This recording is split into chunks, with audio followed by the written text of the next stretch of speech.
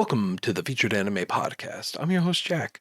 Unfortunately, Rick couldn't join us today, but he will be back next week for next week's choice. But before we dive into it, if you want to hear some of the pre-show that we usually put out or any other bonus content, you can always go to patreon.com/featured anime podcast. $8 a month will get you access to that bonus content. And then, of course, we do have affiliate links in the show notes for you for Crunchyroll to get yourself a nice free trial as well as some discounts off of their merch store. And then let us not forget about Tokyo Treats. You want some nice, wonderful, delicious treats where you can enjoy some nice tantalizing flavors straight from Japan. Tokyo Treats is the box for you. If you use our affiliate link along with coupon code Featured Anime, you get $5 off that very first box, and it helps support us. And of course, if you want to buy yourself some nice swanky swag and support us by that way, you can go to shop.featuredanimepodcast.com and always get it there. And of course, all the information and everything else is available on our website at featuredanimepodcast.com. And now, on to the meat and brotatoes. So this week we're going to be talking about I may be a guild receptionist, but I'll solo any boss to clock out on time, which was a recommendation from Jeb. Thank you for the recommendation, Jeb. It's a couple producers for our Aniplex, Kadokawa, ASC2 Media Works, just to name a couple of them. The studio is Cloverworks. It aired from January 2025 through March 2025, so it is really relatively new compared to when we're recording this, and the genres are action, adventure, fantasy, and comedy, and it is based off of light novel and being only 12 episodes long. Now, this takes place in a world where the main character, Alina, is a receptionist for the Adventurers Guild. Now, her job is supposed to be a safe desk position, but unfortunately, the adventurers that are unable to complete a certain quest or any particular request basically forces her to work overtime from all these people trying to complete the requests and then taking up the quests at the exact same time. At a certain point, Alina takes on the role of an adventurer in disguise. In actuality, she's not doing the adventurer for any kind of gain. She doesn't give her job, but she uses a hidden power that she has to go and defeat these unbeatable bosses or people there that are just having such a hard time in clearing dungeons. And she basically takes them out with one hit. And she ends up gaining the moniker of Executioner at one point as well. Now, the anime largely does focus around her and her struggles of not wanting to work overtime. In fact, that is quite literally the entire premise of the show, is her doing everything she can to try and prevent from working overtime, and everything that she does to try and not work overtime, usually doesn't end up working out to her favor. Now, when she goes on one of these raids, especially at the very beginning, she ends up running across the Silver Swords, who are basically these elite adventurers that are one of the top groups out there. And Jade is actually able to see who Alina is thanks to his great eyesight, as he puts it. So he basically tries to kind of persuade her to joining the Silver Swords numerous times, and through a series of events ends up, in a way, I feel, falling for her. And it's largely pointed out by everyone else at the exact same time that he definitely has a thing for her. He loves her. He wants to be with her. In fact, he does everything he can to try and be with her, including actually helping her out with her work. So she is working all this overtime. So he shows up and he's able to help her out with her work and make it so that way she's not working as late. Now, he doesn't just kind of help out with the work and does a mediocre job. No, she actually comments on how great of a job he does and how is he able to do such a great job.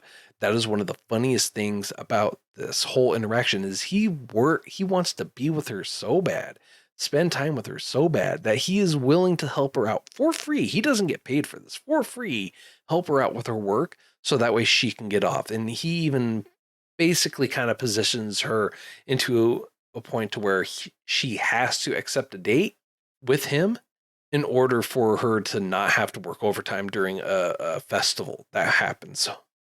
And one of the things that I really truly like about this anime is that they have great character development, and they kind of highlight on some of the more interesting aspects about this world. Some of the things that they really try to dive into, some of the things that they focus on are these all powerful or these unique skills, so to speak, and how everyone has these skills and they open up at these very particular times or moments. But uh, there's also these other skills, which are basically considered god tier skills, if I'm remembering it correctly. They're basically divine skills granted to people, and no one knows how to get one. And it's a Dia level skill. And this is a skill that she actually has. She has a Dia level skill, which grants her just immense power and capable of destroying basically anything that she truly wants to, just so she ends up not having to work overtime, which is even crazier considering the fact that she is just a receptionist and she is given this OP ability. Well, the fact that she has this skill kind of also puts her in a precarious position because the um, guild master, Glenn, figures out who she is thanks to a particular skill that he has. Now, why his skill isn't considered a god level or god tier skill or dia level is weird because his skill is called Time Observer, where he's basically able to freeze a moment in time or rewind time to see what's going on or what's happening and see the details of it within a certain area. And that's how he's able to figure out who the executioner, or as she is called, Elena is called, by basically rewinding time and seeing the events that have happened. Now his skill is honestly crazy overpowered in my personal opinion. Now, when I say that is he is able to freeze time and basically almost do whatever he wants or needs to do during that time frame, putting him in a far better situation, far better position. Now, you do find out later on that there are limitations for it, and at certain points, I guess he's not able to use it as much or as often as he would like. There's not really too much detail about that kind of explored, but just the fact that they're able to give you the ideas, the skills, and then they explain and talk about these other skills or the dangers of what happens when you do certain actions and what you should and should not do based on those particular actions is kind of really telling. So they I feel like they really did focus a lot on the world building, or as much as they could for such a short series. Now keep in mind this is only 12 episodes long, so the fact that they are able to fit as much information in here as possible is really good, but also I feel like is very uh damaging because I feel like they could have taken more time to develop the characters. I feel like they could have given us a much longer season to go into more details and show you everything and really kind of figure everything out for it. And they didn't do that. And I feel like we were done a disservice when it comes to that. But also at the exact same time, you are told or you are explained certain characters' background stories. Now you get some characters' background stories, but you don't get everyone's background stories. And one particular character's background story isn't even really a main character. They are a side character of the story. Not, and I find that kind of I don't know disheartening for the fact that she is or that you were given such a short-ended story. So you have the Lului, who was this healer in the Silver Swords, and you actually know more about her past than you actually do about the others. You know more about her than you do Jade or Lo, who are the other characters that you probably see a lot more of with Jade as well. Um, and you know more about Lului than you do Jade. Now you don't really have to know the backstory or anything like that for Alina, but you do get information. You do learn about her. You learn about uh, her personality and everything else. You really kind of learn more about Alina as things go on. However, the other character that you really spend a lot of time with is Jade, and you don't really know too much about him. You just have a lot of surface level information, a lot of surface level ideas about him, but you don't know as much about him as you do about Lului, because you actually get a background story. You learn about her. You learn about what's going on with her, and there's even a couple episodes where Lului is basically, in a matter of speaking, the one that is being the focal point of a couple of episodes, because you learn about her background story, and there's a lot of talk and discussion and everything like that surrounding her. And I did understand that they did that for story progression and character development and everything else, but I feel like they did a disservice by actually focusing only on that rather than someone that you're going to see a lot more often, and that's going to be playing a larger role in the show in and of itself. So that, unfortunately, to me, is one of the aspects that kind of draws on this a little bit, that pulls it back from it. Now, you do learn about the Dia skills, which I had talked about more, but you learn about them a little bit more. And the world building, I feel, is fairly solid for that too. And as you learn more about it, the characters around you start learning more about it, but you also learn about these called dark gods. These dark gods are basically individuals that have multiple Dia skills, but they want to eat or consume humans or their souls, I guess, is the best way to kind of say it. And it's basically you're gaining all power. You're gaining a lot of power from it when you're a dark god, and you have multiple Dia skills. Now, the one thing I don't understand, and they did talk about this, is that Dia skills were created or combined into particular fragments, which means to me that you are either given these special skills, not just Dia skills, but skills in general, or the skills uh, that you can gather are also transferable or can be placed inside of an object or something like that, or even if someone is unlocks that skill themselves, they are able to then at that point impart it. I don't know the details of it, but that's kind of the feeling that I got, especially when it comes to the Dia skills, because they had talked about it and referenced it, and even during one of the battles, they had basically had someone have their skills taken from them, which really just raises a lot more questions than anything else. And they do broach on some answers, but not enough to really answer anything at all. So that's kind of a larger disappointment for me on these. And overall, for the show, when you do finally get to that end, that resolution, there is no real resolution. In fact, things largely are unchanged, and you're given a lot of questions that you never get answers to.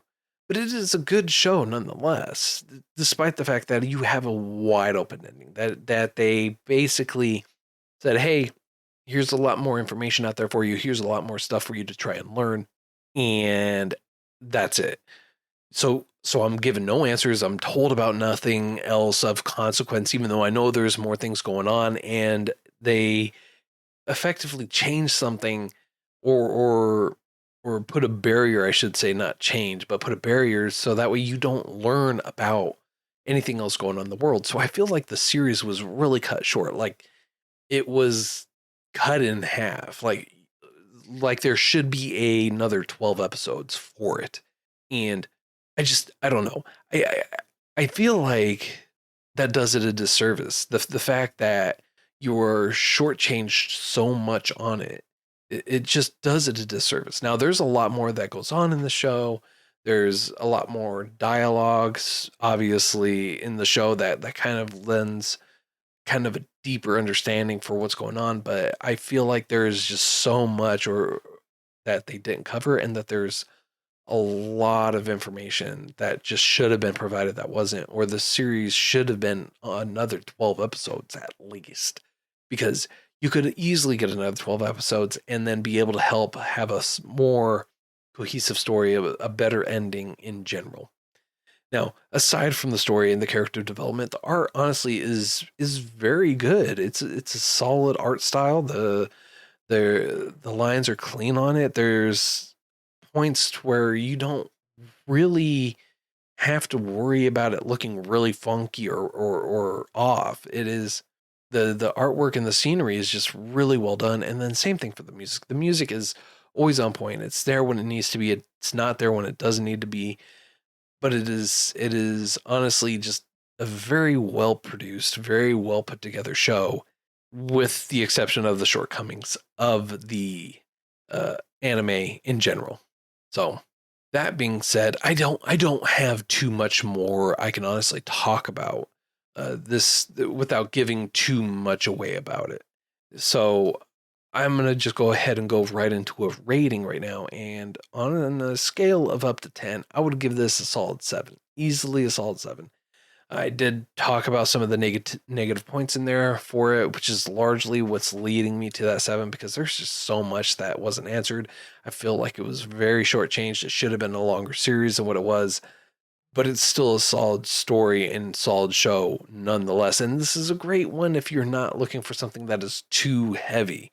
There are some moments where it can be a little heavy, but this is certainly not a massively heavy show where it is just hard to watch. It is an easy watch, to say the least. So, next week's choice, we're going to be talking about 86, which was a recommendation from CJ. Thank you for the recommendation, CJ. Very much appreciate it. If you feel like you want to go ahead and give us a nice recommendation yourself, feel free to go to featuredanimepodcast.com. We do have a link on there for you where you can go and submit your recommendations. We are always happy to do that. Always happy to get recommendations. Certainly love it. We do have a random choice selector, so the more people that submit in there, the more anime it'll have to choose from.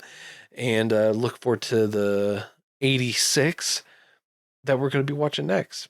Well, that's all the time that we have for today. If you feel like I did too much justice or not enough justice, just plain all got stuff wrong, feel free to let us know. I would love to hear your feedback and tell me what I got wrong and help change my mind. And of course, leave us ratings everywhere that you happen to listen to us. It'll help us out and help us gain more discoverability.